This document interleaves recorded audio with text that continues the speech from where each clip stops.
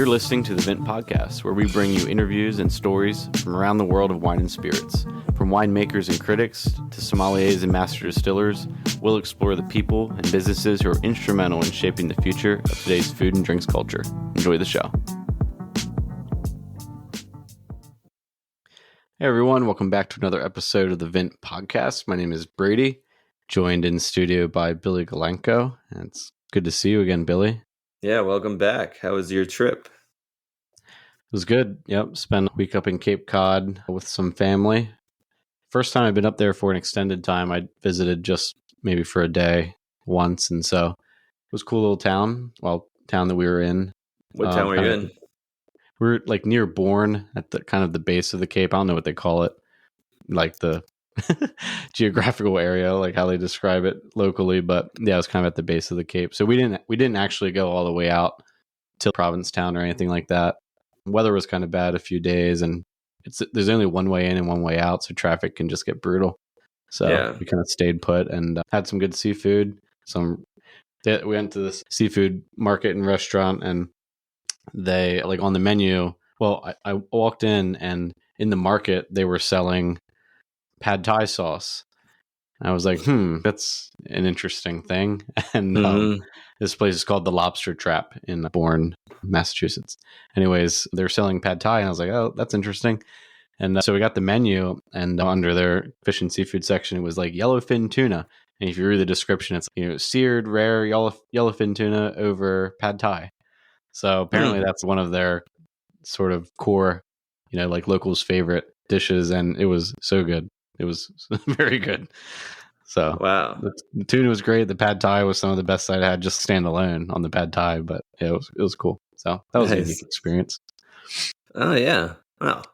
I've only been to Chatham, I think it's called, up there on the Cape, and that was back in high school. So we did Plymouth too. Mayflower Landing. See the Rock, yeah. It's funny because there's like the Rock, and then there's this fairly impressive marble structure like covering it. Like a kind of a pavilion of sorts. And it's just funny that you go up there to see the Rock, and the structure that's covering it is 20 times more exciting than the Rock itself. Nice. But, on a side note, we kind of touch on it on the podcast. I'm still working my way through that history of wine book. I am now like 1700s. Madeira, though, they used to for a while, for whatever reason, I guess there was kind of some beef between, or I guess there's always beef, but there's beef between like Portugal and the Canary Islands, which was owned by Spain at the time. So they were kind of cut off from wheat. And it turns out that trade with the Americas, especially New England, they basically had extra wheat. So it really flywheeled how popular Madeira was in the US, because they basically were like, all we have to trade is wine, and all the Americans wanted that, and they just had a crap load of wheat to trade back. So it was kind of like it really helped encourage not only in the South, but also in the North, the consumption of Madeira, which is cool. Yeah. I feel like we always, and like you said, we're going to talk about it just a little bit in the interview today, but we always talk about Madeira in the South, but was it equally prevalent and sought after in the North?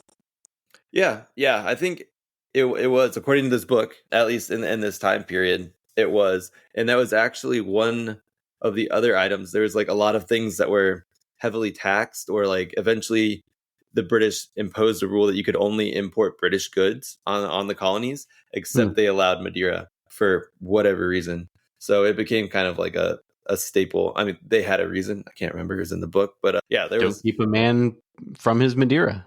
Yeah, exactly. Maybe the tea, but not the Madeira. But I mean, that's why it was signed at the Declaration of Independence. They toasted there. I think they used to say it was the only thing that like loosened up Puritans or something, or like the only things that actually made the Puritans seem human. So it made it all the way up there. Yeah. Well, yeah, I'm sure. I mean, Boston, I'm sure a ton of Madeira came in through there. And they had to come up to get the grain. Yeah, exactly. So. Yeah, and I mean, speaking of our interview, we have Scott Blackwell on the podcast today, who is the founder and operator, and along with him and his wife Anne, of Highwire Distilling Company in Charleston, South Carolina. And we talked with him about some of these, traditions that emerge in the South and emerged in Charleston, in South Carolina generally, the trading of Madeira. And so, yeah, it's interesting to see those ties between the North and the South. I didn't necessarily realize that. I guess I associate Madeira and port with places far north as like Maryland and DC, but didn't really think about it farther north. Well, they had to do the trade winds. They basically came across almost parallel with Charleston, and then they would come up and follow, the Gulf Stream and kind of do a loop back. So it's kind of like a circle in a way. Yeah. It's interesting. Yeah. In our conversation with Sky, which was one that I've been wanting to have for a while, because Highwire is one of my favorite craft distilleries, and I actually got into them initially back because I've been gluten-free, gluten intolerant for over 20 years. And they first caught my eye because they were doing corn whiskeys. And there was a time where I felt like I couldn't do, even if something was distilled, which traditionally it said that, doesn't affect you if you have gluten intolerances. But there was a time where I really felt like I wasn't feeling well with it. And so I would only drink corn whiskey. And so the number of interesting corn whiskeys out there were, few and far. There's like Mellow Yellow, Balcones maybe, or however you say it, Balcones, who does a blue corn. And then so I found this. I was like, wow, this is like the coolest thing that I can actually drink. And then I realized that I could drink all distilled stuff. And so, but I've kind of stuck with them. And yeah, on my desk here, I have their 100% sorghum whiskey. I have a whiskey finished in Madeira barrels, which, like you said, ties that kind of the tradition of Madeira in Charleston with, the revival of heritage grains that they're doing there. So yeah, really awesome conversation with Scott to hear about his thoughts on the craft distilling space and how he got into it 10 years ago, and why he thinks, the variety of grains that you use in your whiskeys maybe is just as important as the way that we think about the kinds of grapes or the farming methods used in winemaking.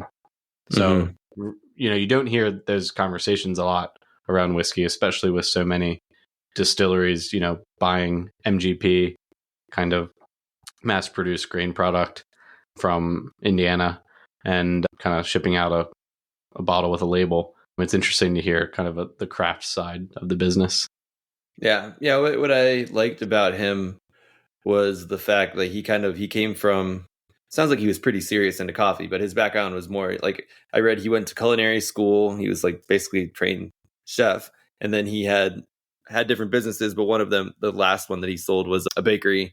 And so he was really experienced with kind of looking for top-notch ingredients, kind of sorting out, letting ingredients kind of express themselves. So bringing that to the whiskey, I thought was a cool approach, especially because he wasn't as familiar with the process. So he could kind of give this fresh eye to it.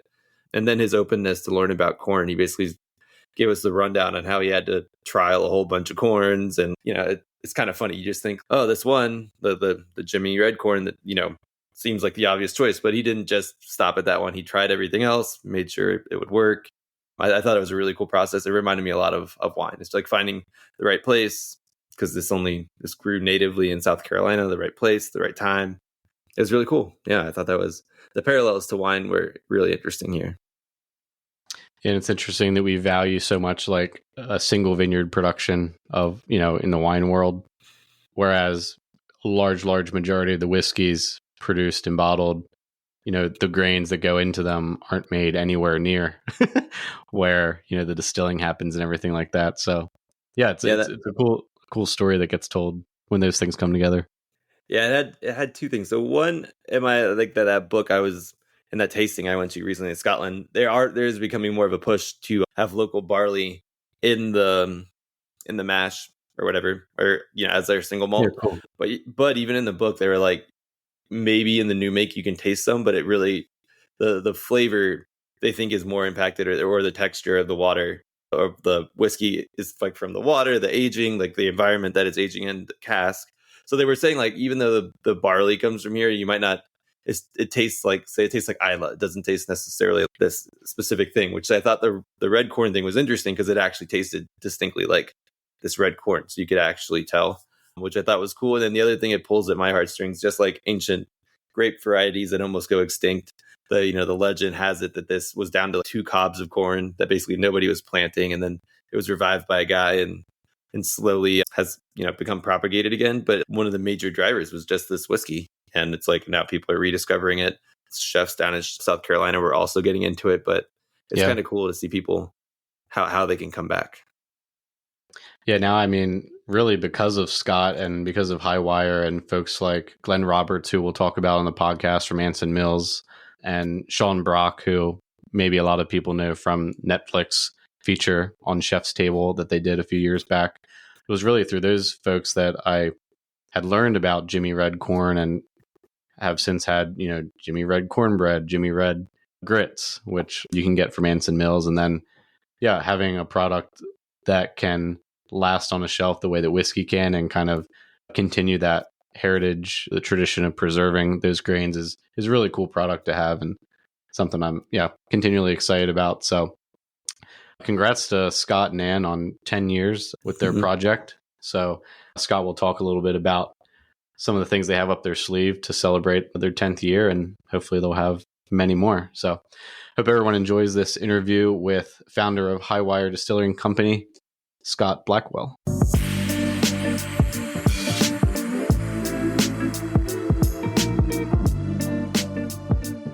Hey, Scott, thanks so much for joining us. Yeah, thanks for having me. Hey, this is awesome. I was telling Scott offline that this is one of my favorite interviews that we've done so far. I'm a huge fan of Highwire and your project there in South Carolina, and everything really that Highwire represents, from, I think, being a growing fixture of the food and drink scene in the South. So that's really awesome, and glad to have you. Thank you. That means a lot. Yeah, I appreciate that. Well, why don't you give a little bit of an intro to Highwire, who you guys are, and how this kind of started up for you as a project over the last 10 years? So we started in the fall of 2013, actually opened our doors. We obviously started construction and all that before that. And prior to that fall, we had owned another business, a bakery, an organic and natural bakery, place and bake, cookie dough, biscuits. So we sold to, Whole Foods, Trader Joe's, kind of, you name it. People who were selling natural and organic stuff, and it's called Immaculate Baking. It's still out there on the shelves. We sold that business. And while we were looking to sell that business, we were thinking about what was next. And that lasted for about 3 years. That, we were still recovering from the 2008 crash, and acquisitions were a little soft in the 2008, 2009 era. Acquisitions started to pick up in the, late 10, 11s. So we knew that it was inevitable. We had venture capital in the business and all that stuff. So we ended up settling on, we looked at chocolate, candy, things like that, staying in the organic and natural space. And then we were also home brewing beer, and we were making Belgian style beers and lower ABV beers. And I thought that would be really cool because I was sort of tired of hoppy, higher alcohol beer. And I thought there's a place for this type of beer.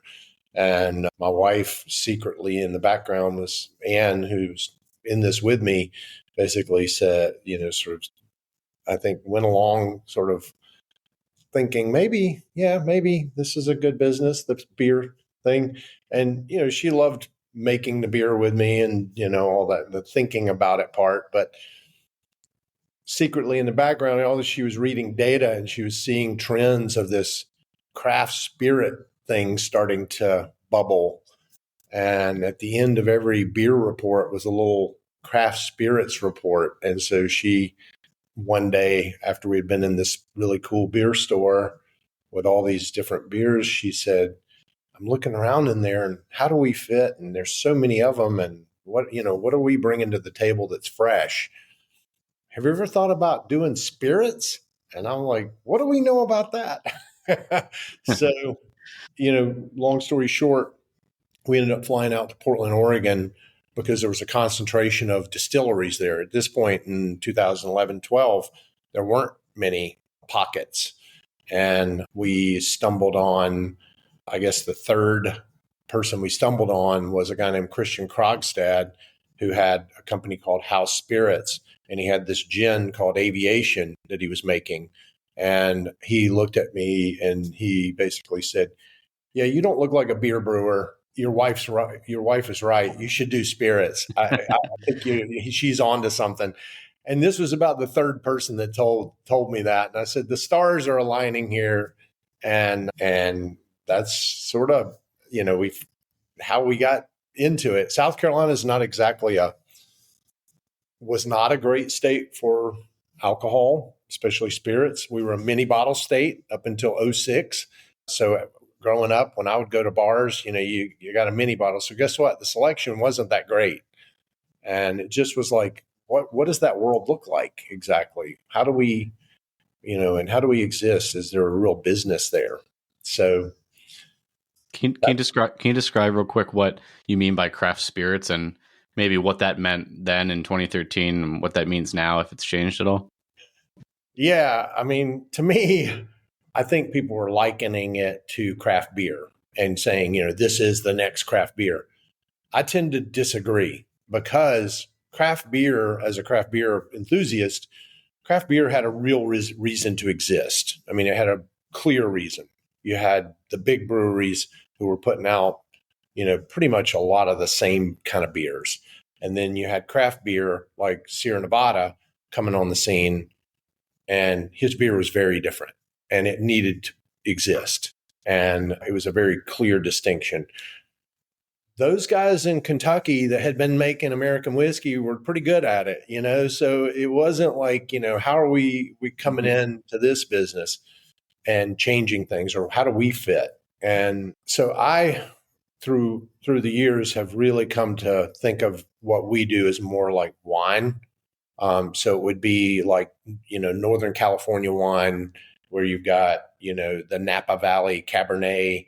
And, in 1976, when all the Judgment of Paris happened, they were making more French style wines that were lower alcohol, picking the grapes at the right time, a little bit more of that French approach, I think, or European approach, old world style.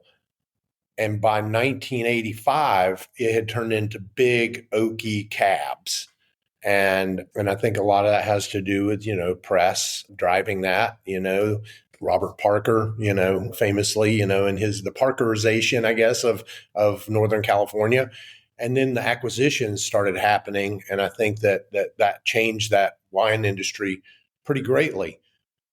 As of recent, there's a new sort of club out there in Northern California that are making old world style wines like Mathiasen or Pei or Hirsch, folks like Raj Par, people like that are approaching it. And they're harvesting grapes when they're ready, not when they're just loaded with sugar.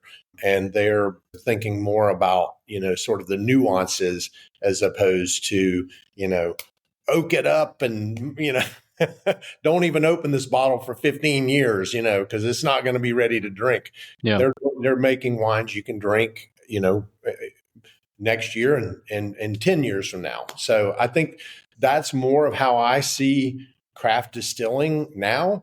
Back then, I'll be honest, I had no clue. I thought it felt like, to me, like a lot of wandering around, at that point, because everybody was sort of tinkering, and there was a lot of work with small barrels. There was a lot of work with, tricks, to quick age and, things of that nature, because everybody's trying to cheat time. And, then it got into niches like, okay, let's make a millet whiskey, or let's do, we even experimented with some different things early on. And I think that what happened was, the public spoke at the end of the day and said, American whiskey at the end of the day is bourbon and rye. And then now American single malt is coming on, but it's hard. It's expensive to educate, in any industry. And so I think craft originally was sort of, in my mind, innovative / kind of just throwing things at the wall and seeing what stuck.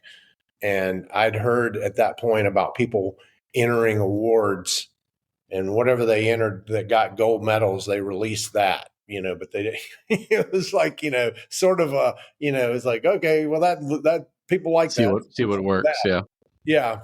So, and then also at that point was looking on, things like Twitter and stuff like that. And you would see people, whiskey enthusiasts, and it would say craft equals crap. Oh, wow. Overpriced, young, over oaked whiskey, and it was like, really put a pit in my stomach, and yeah, I wonder who was buying ads with their publication. Probably not the craft. yeah, and I think there were a lot of great people at that point, a lot of enthusiasts that we encountered that were like, come on, you've got it. They were cheerleading us and sort of saying, you got promise, you're a freshman, but maybe by the time you're a junior, you'll be starting, or whatever, and just keep working. And I felt like that was kind of a, sort of the sentiment at that point for us, at least. And it was a hard path. We hired Dave Pickerel. I don't know if you know of him. He's no longer with us, but he was the master distiller at Maker's Mark for 14 years, and then ended up working and helping start Whistle Pig, and started, Hill Rock worked with those guys at Hill Rock in New York. And he was kind of a Johnny Appleseed, ran around the country doing consulting. And he worked with us 2 different times. And when we first fired up our still, I'd never turned a still on before. And I basically said, show me how to run this thing. So he came in and turned knobs and said, we're not going to mess with the computer thing. I want you to learn the feel of this equipment, and understand what's happening when you push that button. You're going to turn this knob instead and see what happens. And you're going to turn it gradually and watch what happens to temperature and proof and things like that. So it was very kind of rudimentary, but very, I think, good information. You also talked a lot about different grains. I'd had a baking background. I was also home brewing. I'd been in the coffee business. So he said, you have a better grasp than a lot of people starting out, because you at least understand sort of the relationship between ingredient and flavor and process and stuff like that. But he said, if I can leave you with one piece of advice, and this sticks with us still today, and we still talk about it. He said, if I can leave you guys, you and Ann, with one piece of advice, you can't out Maker's Mark.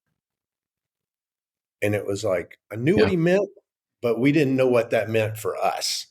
In other words, you start with a grain bill, you make a wheated bourbon with 16% wheat and some malted barley and some yellow number 2 dent corn.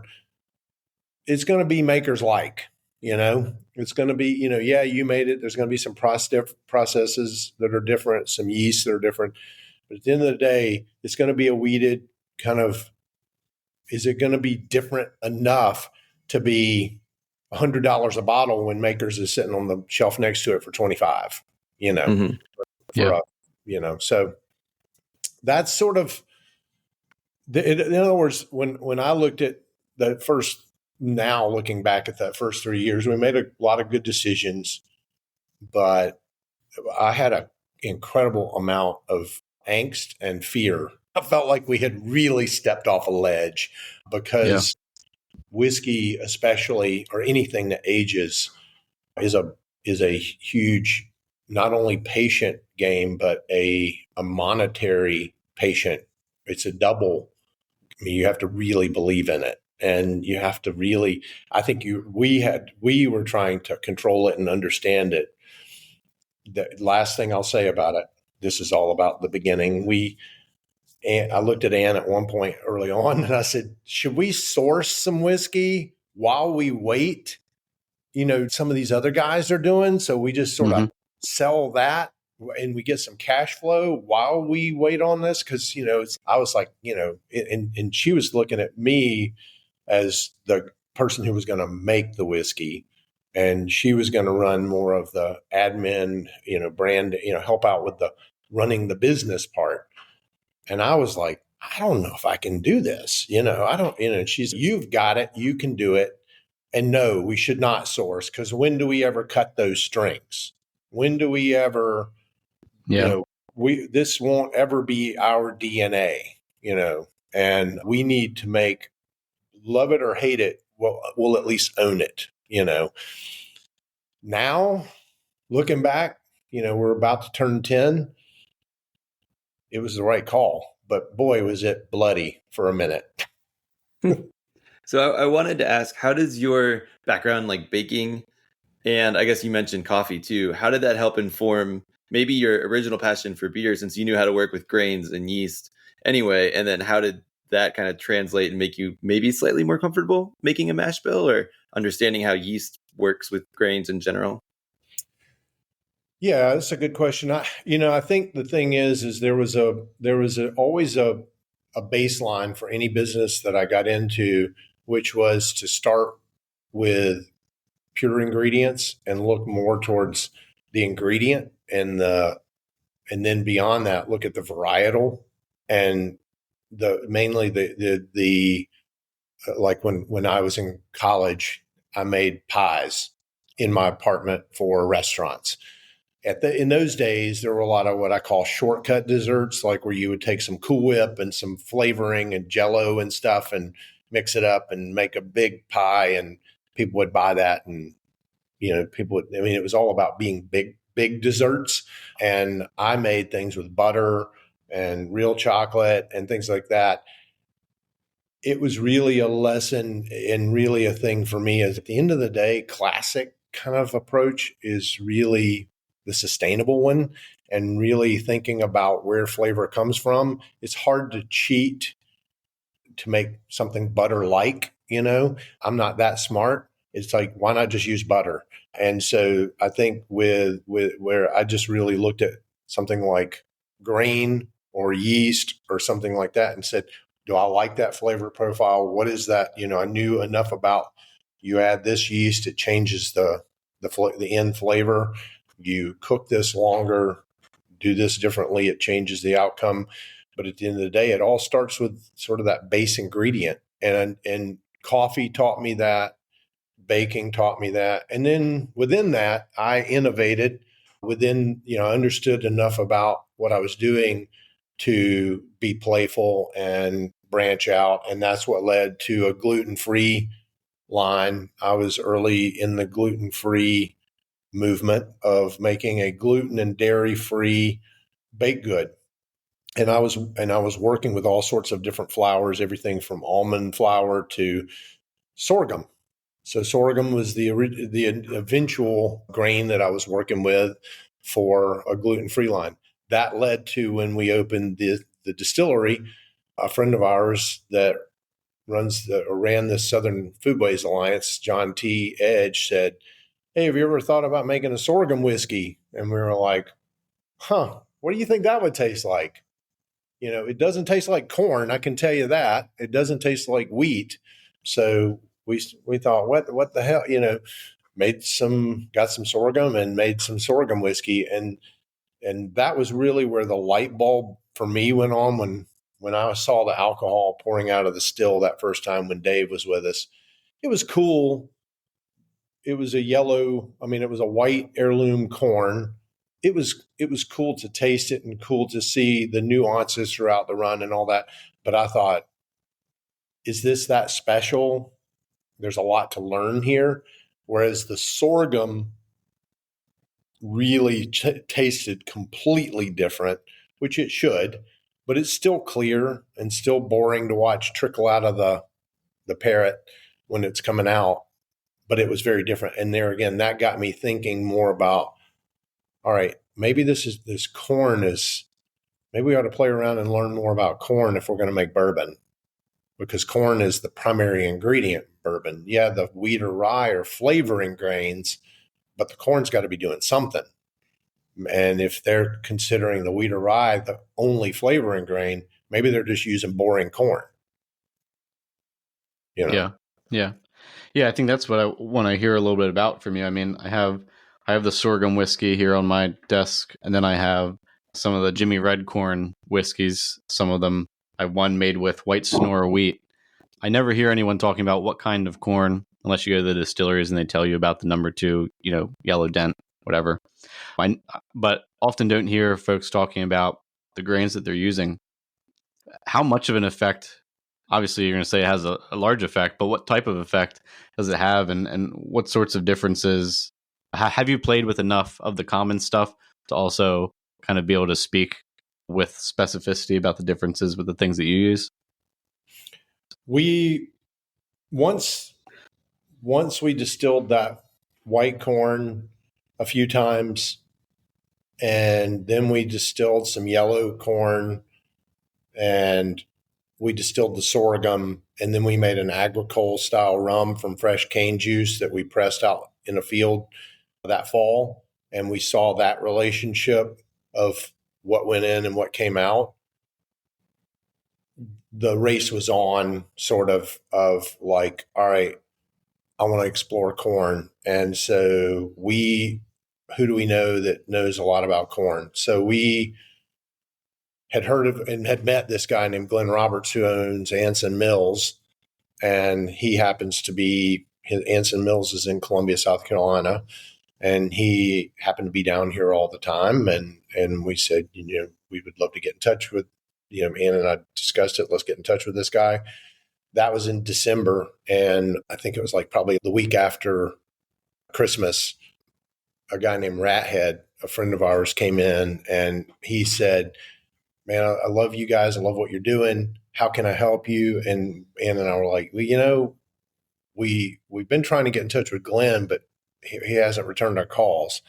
And he said, oh, well, I can help you with that. And he walked out in the parking lot, and 10 minutes later, Ann's phone was ringing, and it was Glenn. And he said, hey, what can I help you with? Ann said, we want to learn more about corn. He said, meet me down at the research farm at Clemson, south of town, and I'll tell you everything I know. So in those days, there were just 3 of us. So I was the one who went down to meet with Glenn, and he had this table full of corn. And we went through all these varieties, and my head was spinning. And I thought, God, I need to distill a lot of these. I need to play around with these things. At that point, I had gotten a little, what I call like a milk can still. And, shortly thereafter, Glenn started loading us up with all sorts of varieties of different corns. And I used a technique that I used in coffee cupping. So I would cup grains and in the raw form. So I would, make a porridge, no salt, of course, and just line them up, hot water, and then just cup and just taste. And Jimmy Red at that point was my control. So it would be my control of saying, we think this is the best one and this is the one we should concentrate on. Let's use these. And I would go through all sorts of yellows, reds, whites, blues, and taste. And at the end of the day, we went kind of fanatically crazy with it and distilled and went down a massive corn rabbit hole, if you will. And that also led to looking at wheats, looking at rye. I played around with some barley, different, unmalted, malted.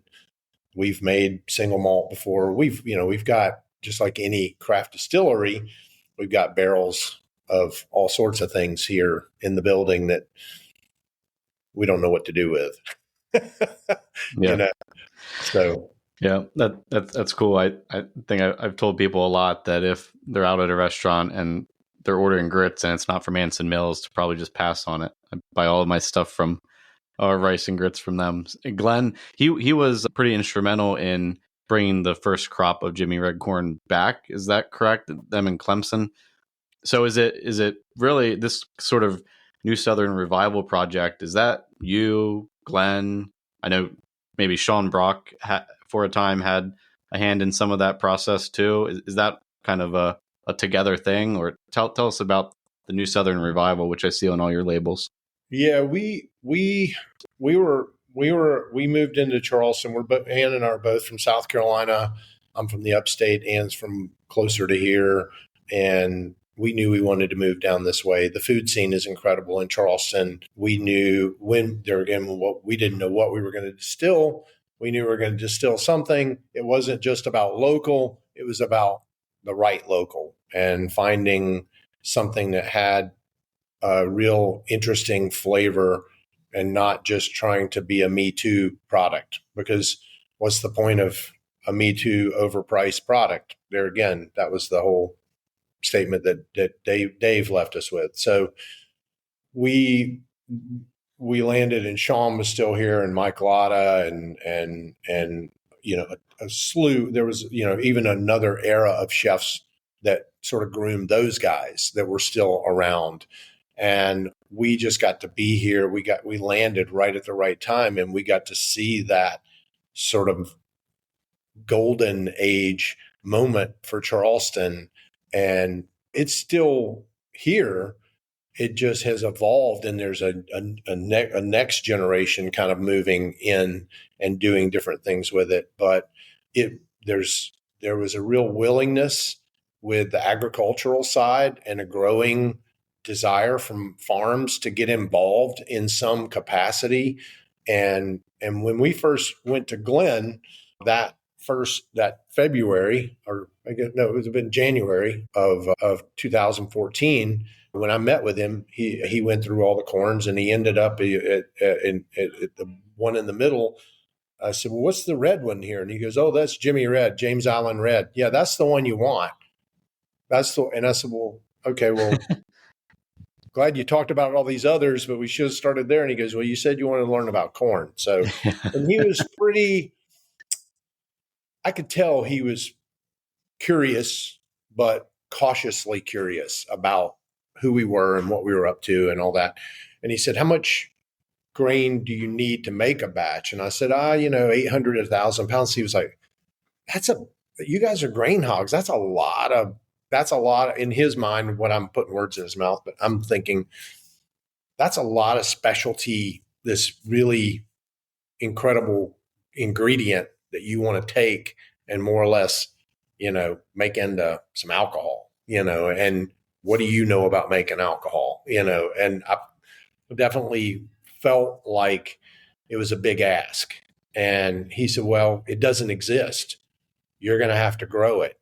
And he pointed to Dr. Brian Ward, who is running the program down there. And he said, "Brian might grow it for you. I'll give him the seed, but it's up to him if he'll do it or not. And you guys are going to have to write him a check, and I mean a big check." And I was like, "Well, I don't know what a big check is, but okay, well." And I was like, I thought, we've got to do something here. We've got to take a chance.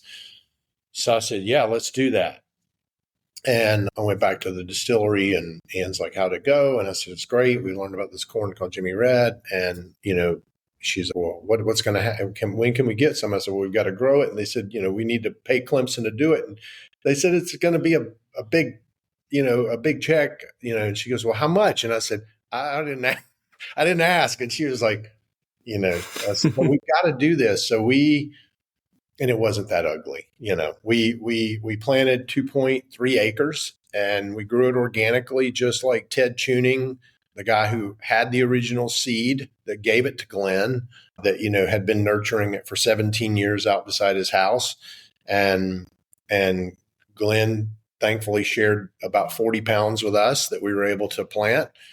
And I went out there. I did not grow up on a farm, didn't really know how farming worked. I mean, I understand the general basis of it, but went out there and watched that corn grow from a little sprout up to a 10-foot to 12-foot tall plant. And we ended up harvesting, and we had, by that point, had been at it for a year, distilling heirloom white corn. And we made that first mash, and I could tell in the mash that it was different. And then in the fermentation, it was definitely different. And then when it came off the still, it was like, whoa, okay, this does not taste like that. And it was like, cool story, beautiful corn, different flavor, but still bourbon.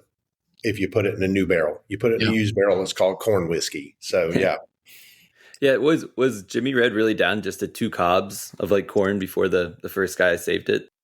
That's what the lore is. I mean, ultimately, Ted Tuning got 2 cobs from a descendant of this guy that had been growing it. and it had been out on James Island. And I think, it all, ultimately at the end of the day, what I've since learned is all corns are mutts. And what I mean by that is they're all sort of crossed up, especially open, and with sort of the open pollinated families. Definitely, it's a population of plants.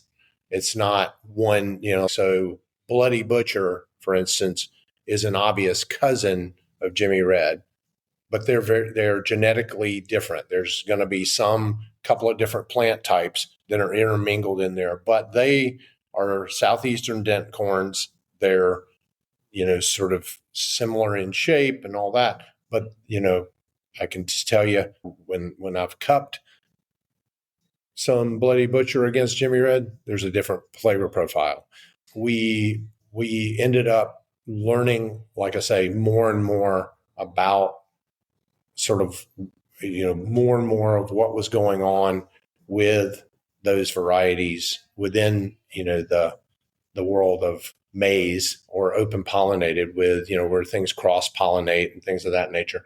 But ultimately, this man who had it had been growing it in this same area for years. And what will happen to a plant is it adapts to its surroundings and soil and all that. And at some point, he passed away.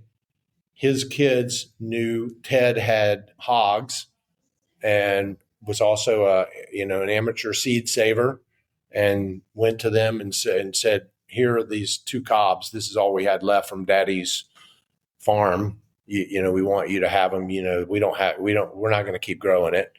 And he took the 2 cobs and there again grew it for, he says, 17 years, just sort of quietly out beside his house, and was just saving seed. And he had a freezer full of seed. And he shared a little bit with Glenn, who in turn shared some with Chef Sean Brock and us. And that's really where it all started. And Glenn will be here in a couple of weeks. We were just with him last week. We have spent lots of time with him now.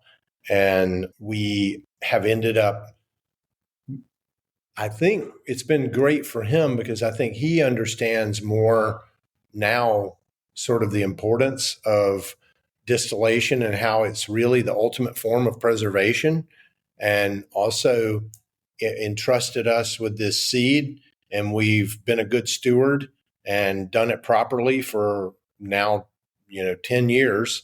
We've gone from that 2 acres to this year we have 400 acres, and Wow. And have improved growing practices and seen, I think, the results through a better end ingredient, so Yeah, makes better whiskey. Yeah.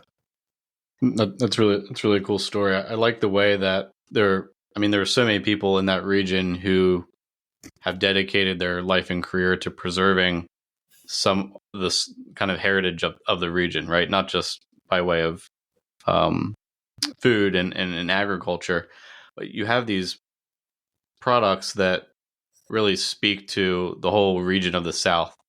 I mean, looking at one of your whiskeys here, finished in Madeira barrels. Madeira was a huge product, as well as something like the sorghum. Like sorghum, you're not gonna.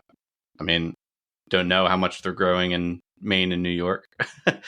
So, can you talk a little bit about how you think about the other inputs into your whiskeys in terms of an opportunity to tell a story of the South or kind of preserving this heritage?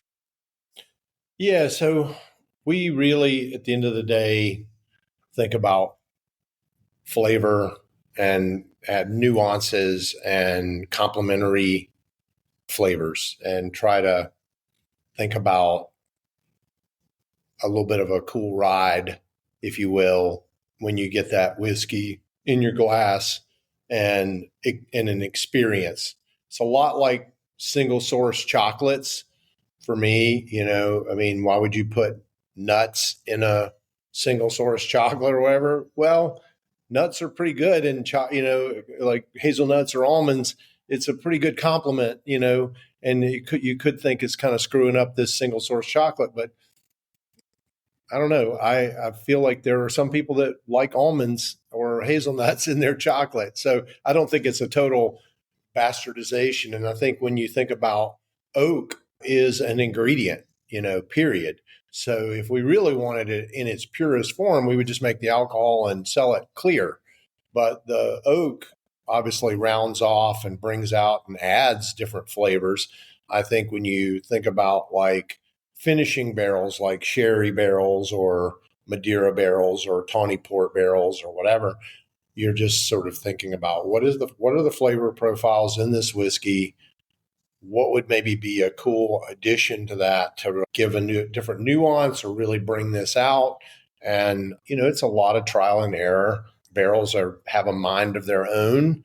We have an Oloroso sherry finished Jimmy Red that's become a core item. We have a tawny port finish that is a finish for our rye. Right now we have Madeira barrels with Jimmy Red in them. One of the things that's sort of near and dear to our heart from Madeira is Charleston has this huge history with Madeira. And, it was a huge port back in the day. And one of the things that they figured out when they stopped in Madeira to pick up some wine and fortified wine and throw it in the ship, and it got real hot on its way over here and sloshed around, that it actually improved in flavor. So the around Charleston, there are families that still have Madeira in their family holdings that they've had since the 1800s. They've been hanging on to. And the barrels were a lot of times stuck in their attics because they got even hotter, and they knew that flavor just, the Madeira just got better. And Sirsal was the style of grape that they tended to use here. So it's sort of a medium, nutty, has all those, typical figgy, stone fruit, kind of dried fruit flavors that you get with a fortified. I think it's a little bit of the forgotten child of port and sherry. But, I've had at Sean's restaurant, McCrady's, when you went in, they had a whole wall of different Madeira that you could taste. I mean, it was in vintages that went back, 30, 40 years, which I think it's a little bit like the world of Amaro. For me, I love vintage Amari. And, when I can get my hands on that, it's tasting some of these, now famous Amari, but the ones that were in the 60s or 70s, they taste pretty different because they aren't using as many shortcuts as, they are nowadays. So those old brands really, I think, have held up. So it's sort of the same thing, I think, with, older Madeira and stuff like that. So I think some of it was a little, I think, better than what we see today. But we've loved playing around with the barrels and thinking about complementary flavors. We know the Mathiasons that have Mathiasen Winery, Steve and Jill. And Steve sent us, he tasted some of our Jimmy Red and tasted some of the rye, he and his group, and sent us 4 red wine barrels and 4 of their white wine barrels. We put rye in the white wine barrels and Jimmy Red in the red barrels. He had used his white and red are the only 2 wines he produces that he uses new oak. So he sent us those. So we're second use on those. And so the French oak is obviously adding a different flavor than, we use an American white oak primarily for our charred barrel. And then this French oak adds a different element. But then, of course, there's a little bit of wine in that wood. And so we're getting some other additional kind of nuances that I think is just an interesting conversation point. I'm a little bit like, I don't, go home at night and think I'm going to pick up my bottle of whatever that I drink every day. And when my friends come over, that's just what I pour them. I love it when people come over or when I'm at home, I try something different. And maybe I'm in a different mood. Maybe I want a glass of white wine. Maybe I want a rye tonight. Maybe so I think these finishes just are another expression to be able to sort of mix it up a bit, Gets boring drinking the same thing. Yeah, definitely. The local producer of rye whiskey that I really like, Sagamore here in Maryland, which, I think they're almost fully switched over to using Maryland grains here in like their next runs, but they do a lot of unique stuff with finishing casks. And I've always liked what you guys do as well. I have, a peach brandy, which, I don't, hard to get more. Yeah. Feels really Southern to me. I don't know anyone else who's making that. So that's really cool that you can even distinguish yourself, in the kind of cask that you finish with. Yeah, that's wasn't that big of a surprise hit, but yeah, we had messed around. We'd made the agricole. We made some watermelon brandy early on from heirloom melons, and then when we were tasting melons side by side the following year, we realized that every one of these melons, especially the heirlooms, tasted very different from one another, and some were squashier and some were brinier depending on where they were grown. And we thought, well, this is cool and all, but peaches, anybody who grew up in South Carolina grew up eating peaches, especially from roadside stands when you could get a fresh off the tree peach, not one that had been shipped when it was green into a grocery store. So we all have our opinions about what area of the state has the best peaches and all that.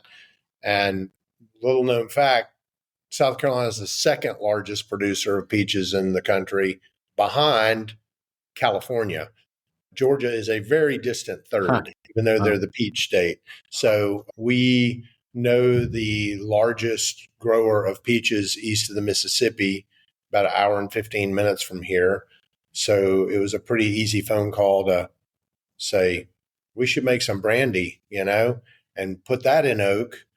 And I had seen some old ads via David Shields, who's a historian and had been doing a ton of research on different things that were going on in the colonial era around here. And peach brandy was a thing. And I ended up calling Dave Wondrich, who used to be the editor at Esquire and Daily Beast, and asked him, what do you know about making peach brandy? Can you tell me how they made it back in the day? So we got some of the process from him, and we use whole fruit. We selected a single variety of peach. The farm thought we were crazy and, thought it was going to be, they weren't exactly sure, it was a lot of heavy lifting for them for a small amount of what we were asking for. But we put it in a barrel. We let it sit for a couple of years. And when we dumped the barrels, we were like, wow, these barrels smell incredible. Let's put some whiskey in there and see what happens. And the whiskey that came out of there was pretty amazing. So now I wish we could we only make about 4 to 5 barrels of peach brandy a year. I wish we could make 25 or 30, because I think we could sell as much peach finished bourbon as we could get our hands on. But that was another, there again, you get it. I mean, peach and bourbon go together pretty well. So it wasn't that, wasn't that wild and of a crazy idea, Mm-hmm. On a nerdier side of things, when you're making the mash for the peaches or the peach brandy, do you use the same like yeast, or what is that process? Do you just mush it up and put some water in, or it's probably very different than grain? Well, yeah, it's it's a lot more work. I can tell you that. That's why there's only 5 barrels. Our guys here would quit if we did it any more than once a year, because it's messy and, it's hard, but rewarding. And there again, it stretches our muscles a little bit here with the abilities to nuance and find those different, kind of places. We've played around with a lot of yeast. We typically work with wine yeast for the peach. We'll use an enzyme to help break the peaches down. A bartending friend taught us that. And it's a lot of winemakers use, it's called pectinase. And basically it'll help kind of turn that solid into more of a soup and break that vegetal cellular structure down of the fruit. So it's a pretty handy thing to have. And then beyond that, we do only sweet mash here for our whiskeys. So all our fermenters are already jacketed. They're more or less white wine fermenters. We sanitize and clean all the time anyway.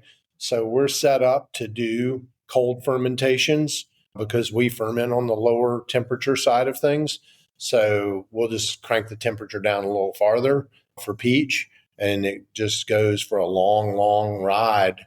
And, distilling, we typically push it down towards 70%. So it's coming off the still around 140 on a hybrid pot and partial column. And then we have played around with different barrels. We've used everything from recouped French oak to virgin #1 char American oak to former bourbon barrels. And, they all sort of work out, but I don't know if we like varying it up, but I wouldn't say. I mean, the guys right now are tasting on the stuff we made 2 years ago, I guess, and it's in the #1 char, and they're really loving that.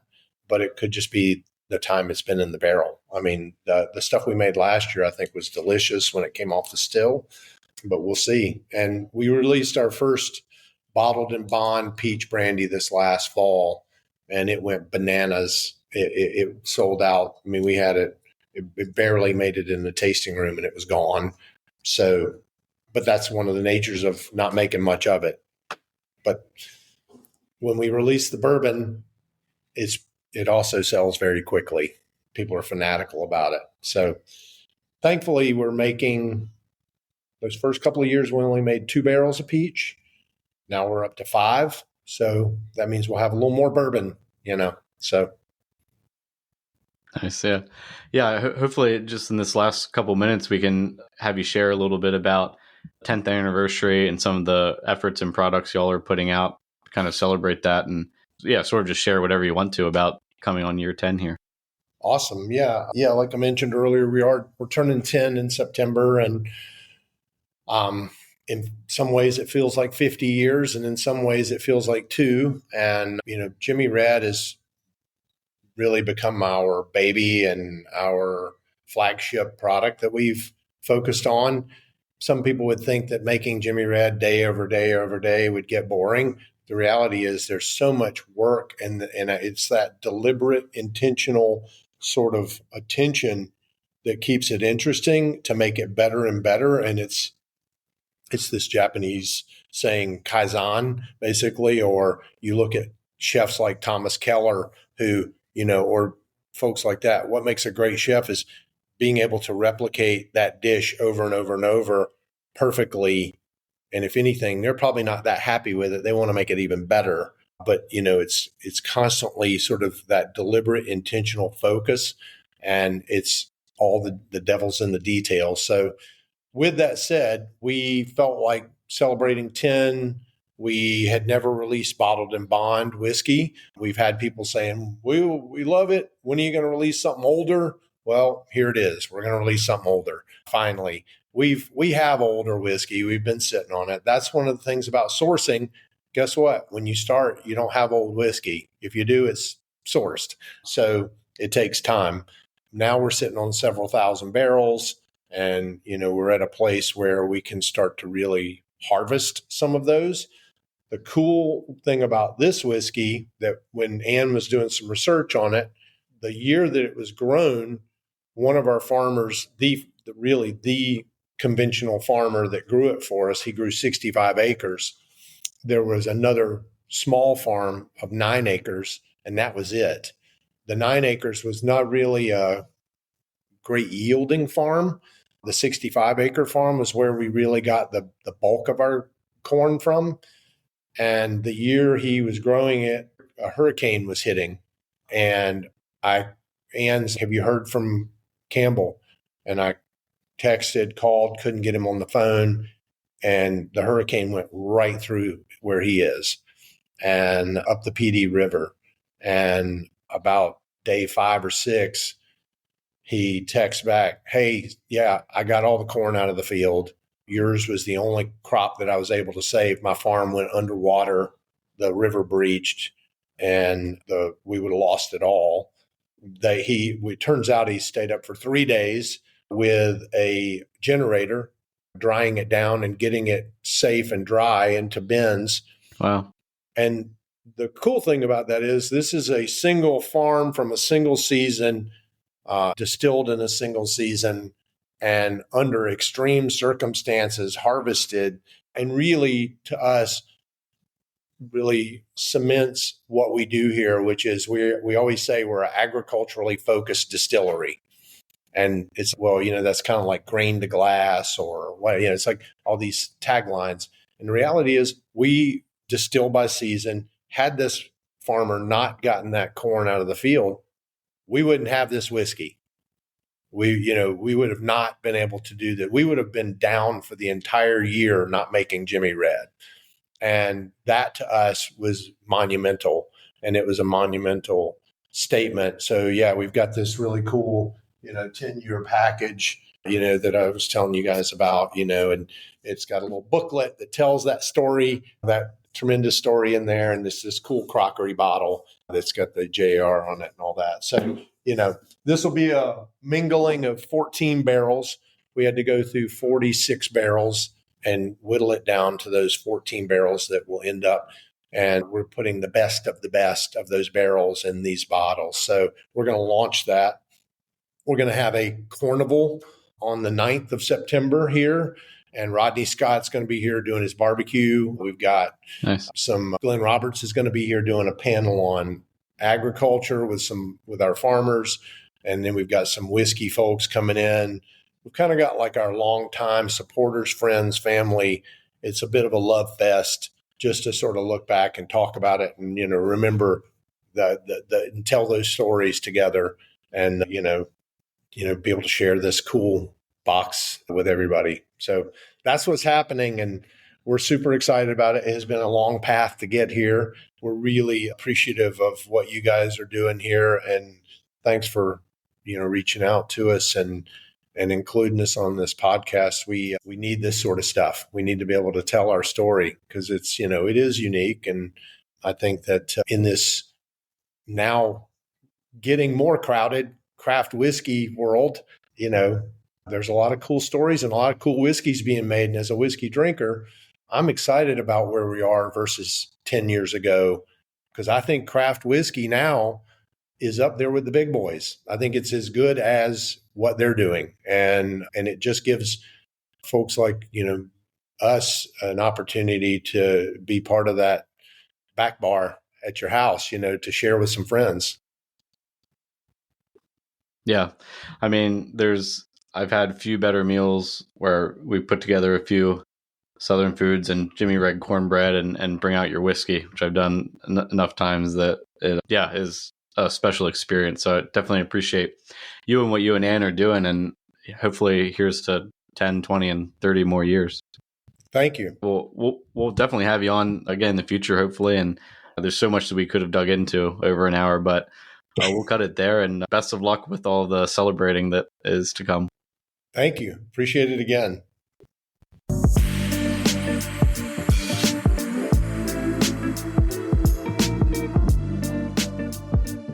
All right. That was our interview with Scott Blackwell. I hope everybody enjoyed learning about Jimmy Red Corn and basically as excited as I am to go and find some of this. I don't think it's going to be as easily findable on the West Coast, but Brady will snag me a bottle and you guys can just try to, you guys can just find it somewhere else on the East Coast. But yep, enjoyed this interview and we will be back next week with another interview.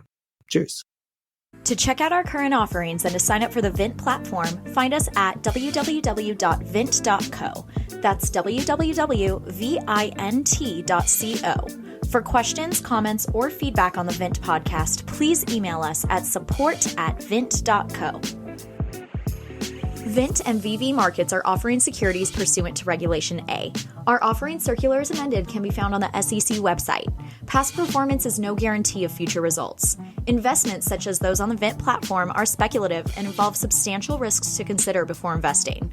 We may provide communication that may contain certain forward-looking statements that are subject to various risks and uncertainties. Information provided in any communications, including this podcast, is not legal, business, or tax advice. All prospective investors should consult a legal, tax, or business advisor concerning the subject matter of any communications and any offering.